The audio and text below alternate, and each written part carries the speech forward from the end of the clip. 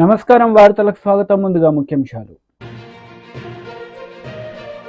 మాజీ CM Jaganmohan Reddy press meet, పలు అంశాలపై వివరణ. మంత్రి కొండ సురేఖ ప్రెస్ మీట్, మాజీ మంత్రి కేటీఆర్ పై ఫైర్.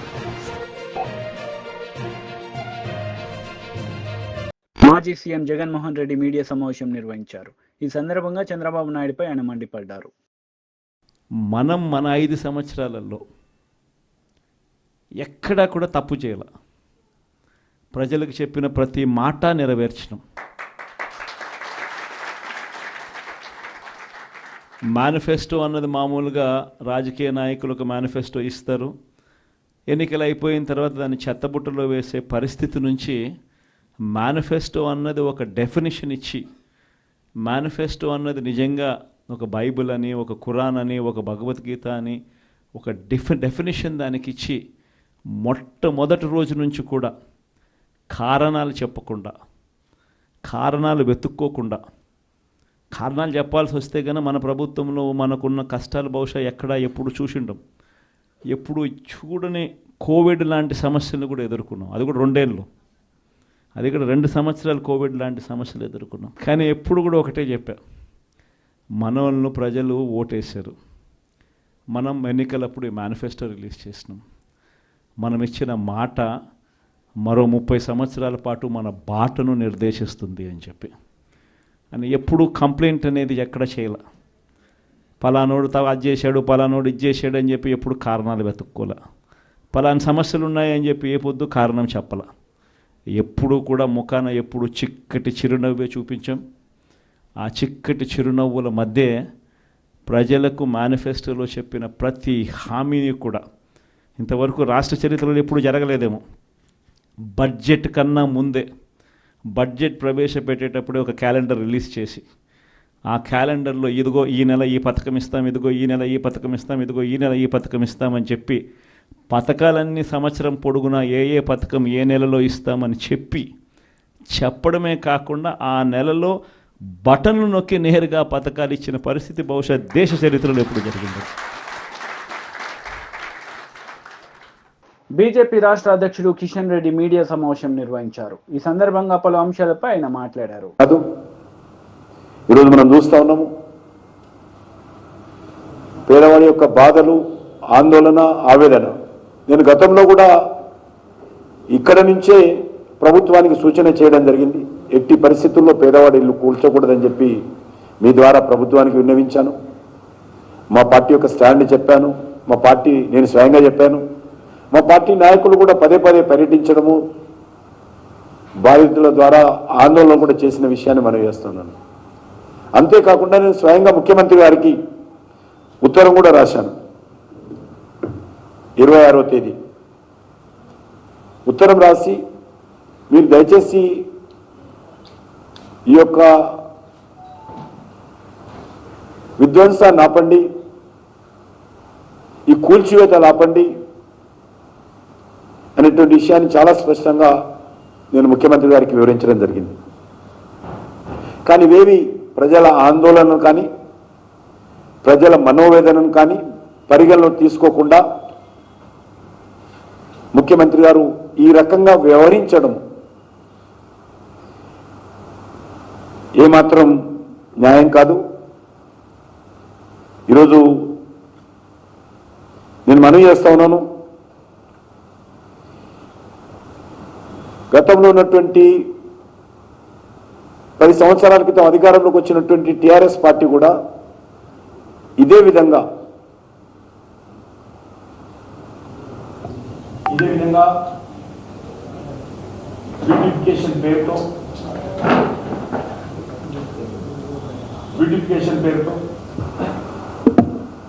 బ్యూటిఫికేషన్ పేరుతో కేసీఆర్ టీఆర్ఎస్ ప్రభుత్వం కూడా కార్పొరేషన్ ఏర్పాటు చేయడం జరిగింది. దానికి పెద్దలు గౌరవనీయులు ప్రేమ్ సింగ్ రాథోడ్ గారిని ఆ రోజు మాజీ శాసనసభ్యులు వారు టీఆర్ఎస్లో ఉన్నప్పుడు వారిని చైర్మన్గా పెట్టారు. ఇదే విధంగా మార్కింగ్ కూడా చేశారు. కానీ ఆ రోజు ప్రజల నుంచి తీవ్ర నిరసన వస్తే వెనుకడుగు వేయడం జరిగింది. టీఆర్ఎస్ ప్రభుత్వమే దీనికి బీజం వేసింది, బ్యూటిఫికేషన్ బీజం. దీన్ని రేవంత్ రెడ్డి గారు భుజాల మీద ఎత్తుకొని ఈరోజు ప్రజల మీద కడుపుల మీద తన్నుకుంటూ ముందుకెళ్తా ఉన్నాడు. ఏ రకమైనటువంటి ప్రణాళిక లేకుండా, ఏ రకమైనటువంటి ఆలోచన లేకుండా అక్రమ కట్టడాల పేరు మీద పేదల ఇళ్లను కూల్చేటువంటి ప్రయత్నం ఏదైతే చేస్తుందో భారతీయ జనతా పార్టీ తీవ్రంగా వ్యతిరేకిస్తున్నాము, ఖండిస్తున్నాము. ప్రభుత్వం వెంటనే ఉపసంహరించుకోవాల్సిందిగా ఈ చర్యలను డిమాండ్ కూడా చేస్తా ఉన్నాం. ఎందుకోసం బ్యూటిఫికేషన్ చేస్తున్నారు? మీ యొక్క కార్యాచరణ ఏంటో చెప్పాల్సినటువంటి అవసరం ఉంది. ఈరోజు హైదరాబాద్లో ఉన్నటువంటి 70% డ్రైనేజ్ అంతా కూడా మూసీలో కలుస్తుంది. మీరు బ్యూటిఫికేషన్ మూసీ వేస్తే ఈ డ్రైనేజ్ నీళ్ళంతా ఎక్కడ పోతాయో చెప్పాలి. డ్రైనేజ్ కాంగ్రెస్ నేతలు మీడియా సమావేశం నిర్వహించారు. ఈ సందర్భంగా పలు అంశాలపై వారు మాట్లాడారు. మీద నేను విమర్శలు చేయాల్సిన అవసరం వచ్చింది. ఆ సందర్భంలో నాకు ఇంకెవరి మీద కూడా వ్యక్తిగత ద్వేషం కానీ మరి వ్యక్తిగత కోపం కానీ లేదు. అనుకోని ఆ సందర్భంలో ఒక కుటుంబం మాట నేను తీయడం ఏదైతే ఉందో అది అనుకోకుండా నా నోటు నుంచి జరగడం జరిగింది. ఆ తర్వాత వారి ట్వీట్ చూసిన తర్వాత నేను కూడా చాలా బాధపడ్డాను. ఎందుకంటే ఏ విషయంలో నేనైతే బాధపడతా ఉన్నానో ఆ విషయంలో నేను ఇంకొకరిని నొప్పించాను అని తెలిసి రాత్రి వెంటనే మరి దాన్ని వెనక్కి తీసుకుంటూ నేను ట్వీట్ చేయడం జరిగింది. కాబట్టి నాకు జరిగిన అవమానం, నేను పడ్డ బాధ ఇంకొకరు పడకూడదు అనేటువంటి ఒక ఆలోచనతోటి నేను బేషరతుగా దాన్ని వెనక్కి తీసుకోవడం జరిగింది. కానీ కేటీఆర్ విషయంలో మాత్రం తగ్గేది లేదు. ఆయన తప్పనిసరిగా క్షమాపణ చెప్పాల్సిన అవసరం ఉంది. ఆయనే చేసేదంతా చేసి ఈరోజు నన్ను క్షమాపణ చెప్పాలి అని డిమాండ్ చేయడం ఏదైతే ఉందో మరి దొంగ అని తనే దొంగ అని అరిచినట్టుగా ఉంది. ఆ విషయంలో మాత్రం ఎట్టి పరిస్థితుల్లో కూడా వెనక్కి తగ్గేది లేదు. భవన్లో మాట్లాడేటప్పుడు మరి కేటీఆర్ గారు క్యారెక్టర్ గురించి మరి వారి గతంలో వారు చేసినటువంటి కార్యక్రమాల గురించి మహిళల మీద వారికి ఉన్నటువంటి మరి చులకన భావం గురించి మాట్లాడుతూ మరి ఆయన నన్ను రొచ్చగొట్టే విధంగా మాట్లాడినప్పుడు నేను భావోద్వేగానికి లోనై మరి కొన్ని ఆయన మీద నేను విమర్శలు చేయాల్సిన అవసరం వచ్చింది. ఆ సందర్భంలో నాకు ఇంకెవరి మీద కూడా వ్యక్తిగత ద్వేషం కానీ మరి వ్యక్తిగత కోపం కానీ లేదు.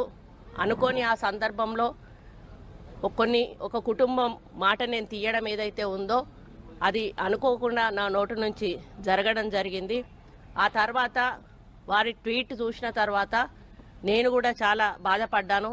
ఎందుకంటే ఏ విషయంలో నేనైతే బాధపడతా ఉన్నానో ఆ విషయంలో నేను ఇంకొకరిని నొప్పించాను అని తెలిసి రాత్రి వెంటనే మరి దాన్ని వెనక్కి తీసుకుంటూ నేను ట్వీట్ చేయడం జరిగింది. కాబట్టి నాకు జరిగిన అవమానం, నేను పడ్డ బాధ ఇంకొకరు పడకూడదు అనేటువంటి ఒక ఆలోచనతోటి నేను బేషరతుగా దాన్ని వెనక్కి తీసుకోవడం జరిగింది. కానీ కేటీఆర్ విషయంలో మాత్రం తగ్గేది లేదు. ఆయన తప్పనిసరిగా క్షమాపణ చెప్పాల్సిన అవసరం ఉంది. ఆయనే చేసేదంతా చేసి ఈరోజు నన్ను క్షమాపణ చెప్పాలి అని డిమాండ్ చేయడం ఏదైతే ఉందో మరి దొంగ అని తనే దొంగ అని అరిచినట్టుగా ఉంది. ఆ విషయంలో మాత్రం ఎట్టి పరిస్థితుల్లో కూడా వెనక్కి తగ్గేది లేదు.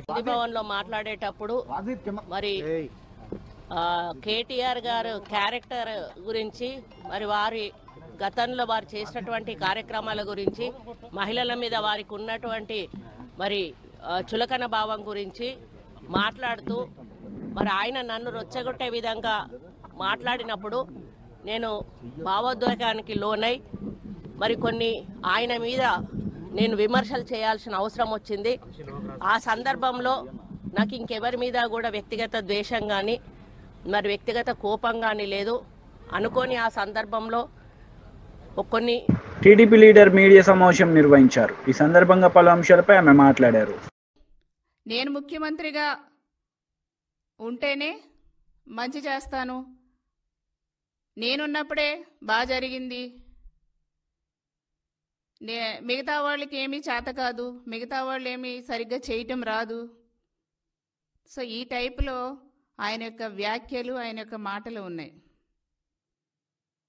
ఆయన చాలా విచిత్రంగాను, ఆయన మైండ్ సెట్ ఒక విచిత్రంగానూ ఉంది, దారుణంగా కూడా ఉంది.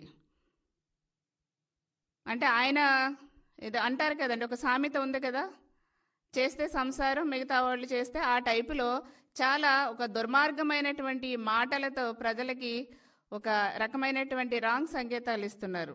ఇది మంచి పద్ధతి కాదు. జగన్మోహన్ రెడ్డి గారు ప్రజాస్వామ్యంలో ఉన్నామని ఒక కనీసమైనటువంటి స్పృహ అనేది లేకుండా చాలా దారుణంగా అధికారాన్ని అడ్డం పెట్టుకుని మీరు ముఖ్యమంత్రిగా ఉండగా వైసీపీ ప్రభుత్వంలో కక్ష సాధింపులకు పాల్పడింది ఎవరు?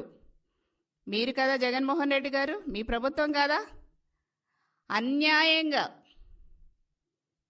ప్రజలకి న్యాయం చేయమని అడిగితే మా సీఎం గారిని, మా నాయకుడిని, మా చంద్రబాబు నాయుడు గారిని అక్రమమైనటువంటి కేసులు పెట్టి జైల్లో పెట్టించావు 53 రోజులు.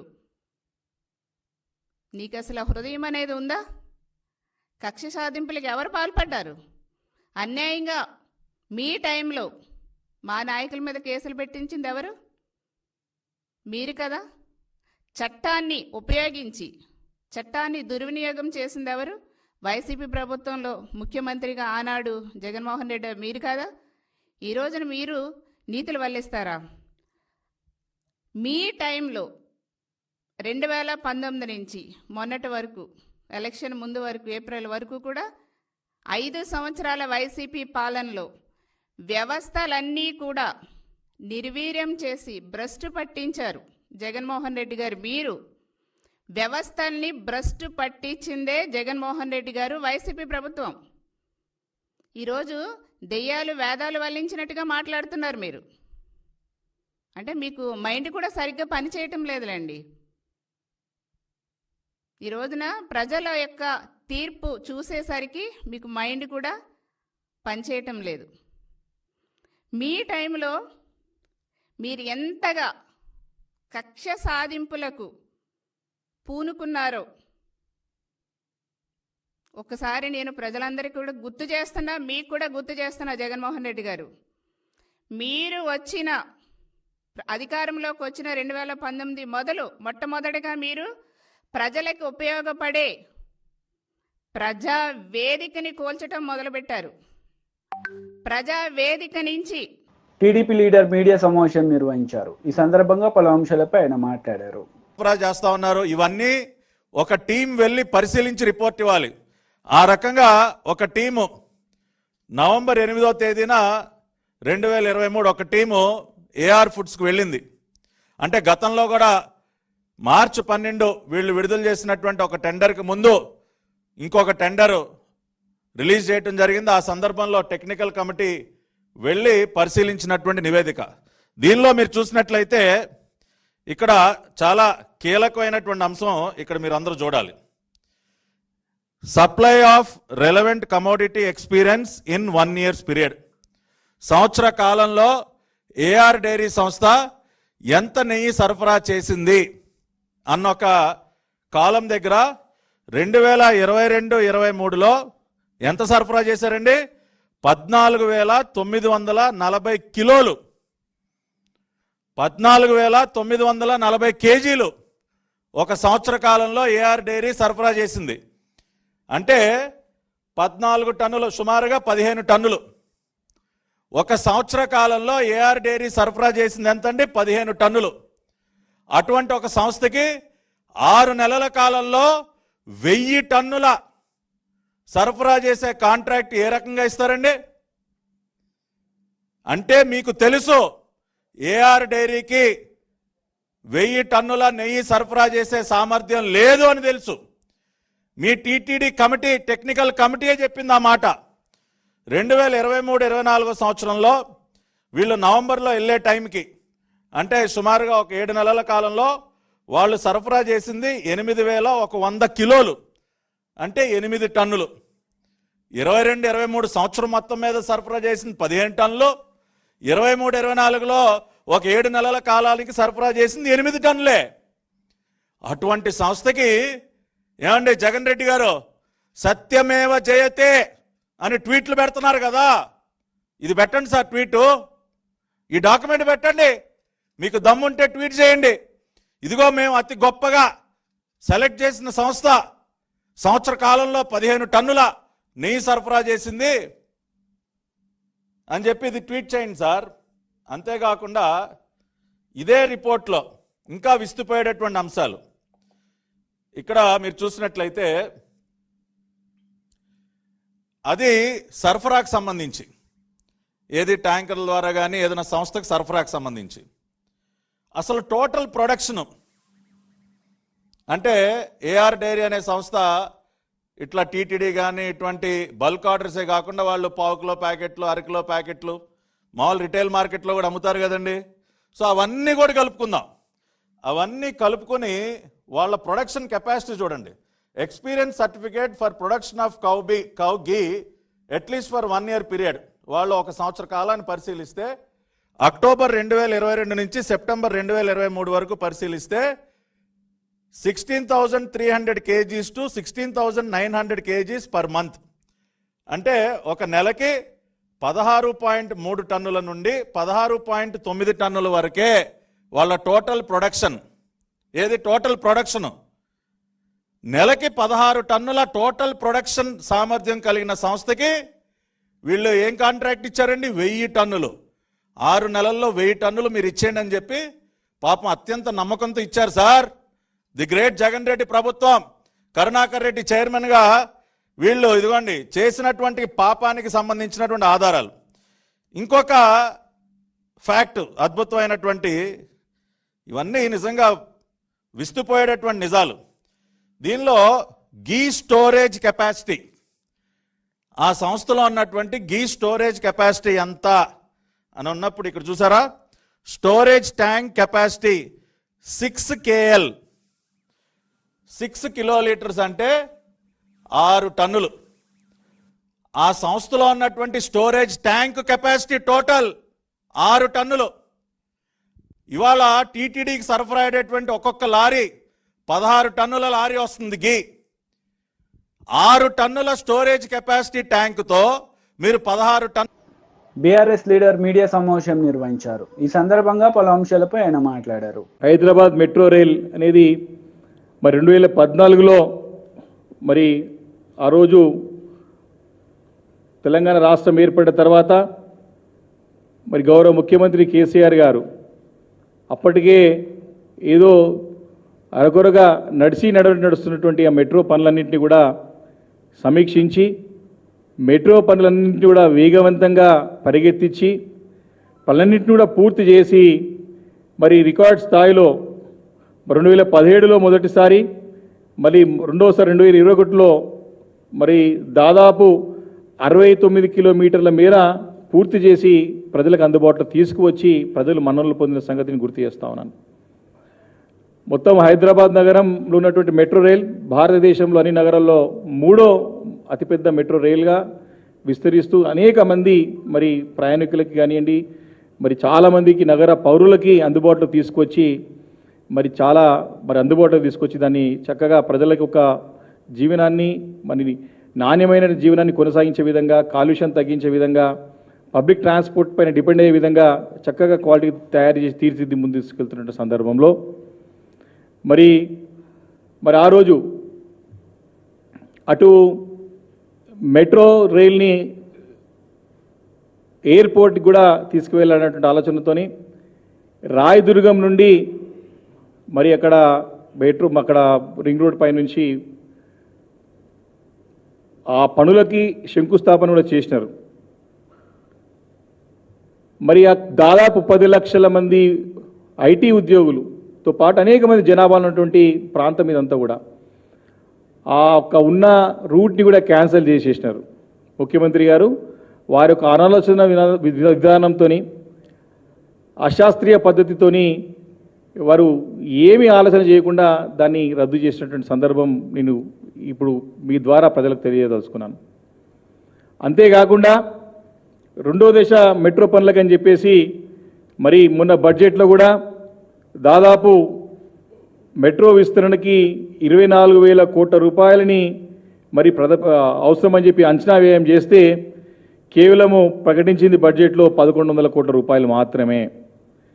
మళ్ళీ ఇది కాకుండా కొన్ని 2 రోజుల క్రితం మెట్రో రైల్ వారు కొన్ని ఎక్స్టెన్షన్ ఆఫ్ మెట్రో రైల్ అని చెప్పి కొన్ని ప్రాంతాలన్నింటి కూడా వివరించుకుంటూ కొత్తగా 4th సిటీకి కూడా డిపిఆర్లు తయారు చేస్తున్నాము. ప్రభుత్వము సూచించింది, ప్రభుత్వం యొక్క ఆలోచన ఉన్నది. 4th సిటీకి కూడా డిపిఆర్లు రెడీ చేయండి, 4th సిటీ కూడా ప్రతిపాదించండి అని చెప్పేసి మరి స్పష్టంగా మరి శాఖ కూడా ముఖ్యమంత్రి గారి దగ్గర ఉంది కాబట్టి ముఖ్యమంత్రి రేవంత్ రెడ్డి గారు స్పష్టంగా ఆదేశించినట్టు కూడా స్పష్టంగా అర్థమవుతా ఉంది.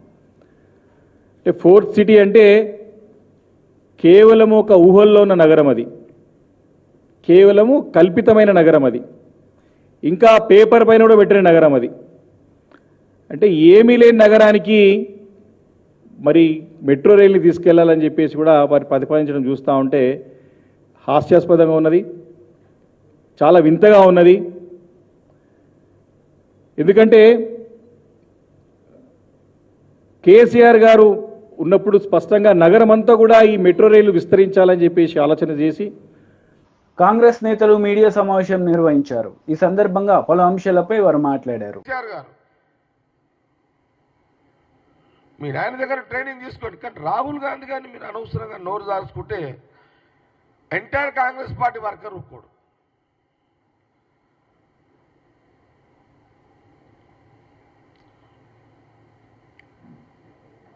రాహుల్ గాంధీ శీలాన్ గురించి మాట్లాడే నైతిక హక్కు కేటీఆర్కి లేదు.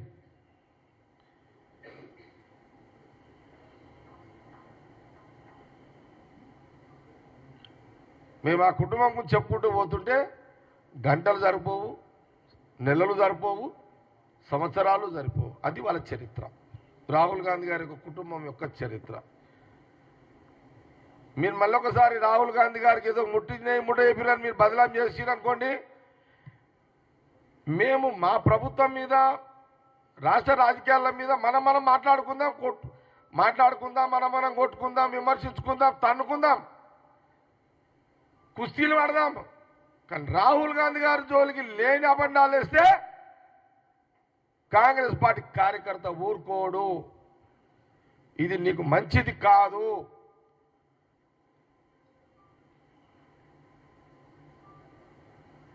మీలాంటి ప్రతిపక్ష నాయకులు ఇంకా 20 ఏళ్ళు మాకు ప్రతిపక్షంగా అట్లా ఉండాలి. మీ నాయకులు ప్రతిపక్షంగా మీరు అట్లుండి మాకు అవసరము ప్రతిపక్ష పార్టీగా. కాబట్టి ఇది మంచి పద్ధతి కాదు. రాహుల్ గాంధీ గారి పట్ల విమర్శించి మరోసారి మాట్లాడితే అది నీకు మంచిది కాదు, నువ్వు అప్రతిష్ట పాలవుతావు అని నేను మీడియా ద్వారా సూచన చేస్తున్నా.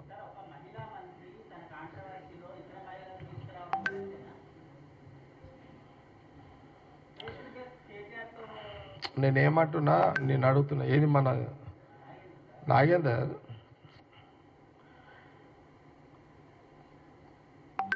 ముందు కొండ సురేఖ గారిని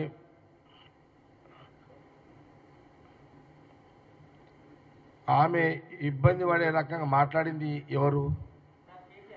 నేను అడిగినలే, నా మాట మొదలు కొండ సురేఖ గారిని డిస్టర్బ్ చేసి ఆమెను సోషల్ మీడియాలో బదలాం చేసింది ఎవరు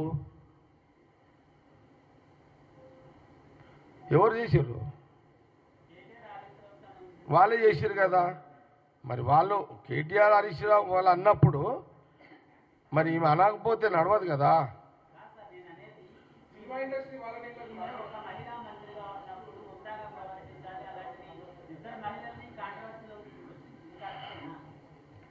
ఇప్పుడు ఫస్ట్ రాయి ఎవరు కొట్టారు అది చెప్పండి నాకు. ఫస్ట్ ఇవన్నీ వద్దు పైగా. ఫస్ట్ రాయి ఎవరు కొట్టారు? బీఆర్ఎస్ వాళ్ళు కొట్టిరా, కాంగ్రెస్ వాళ్ళు కొట్టిరా? ఫస్ట్ రాయి ఎవరు కొట్టారు? మరి మేము కూడా అడగాలి కదా, మీడియాని అడుగుతున్నా, మీరు చెప్పండి. అరే నేను అడిగినా అని చెప్పు భయ్. ఫస్ట్ రాయి ఎవరు కొట్టిరు?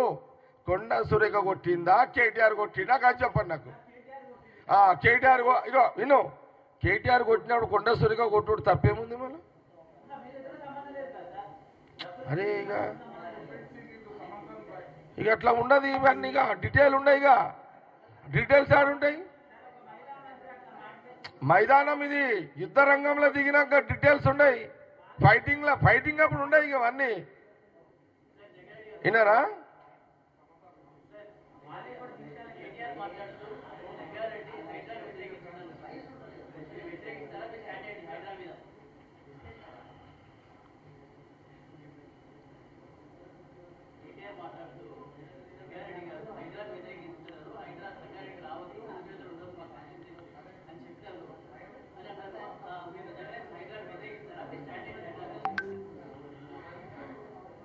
అల్టిమేట్ నా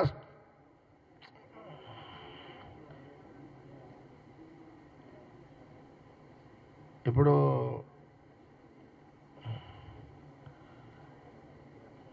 అది హైడ్రా, ఇప్పుడు గవర్నమెంట్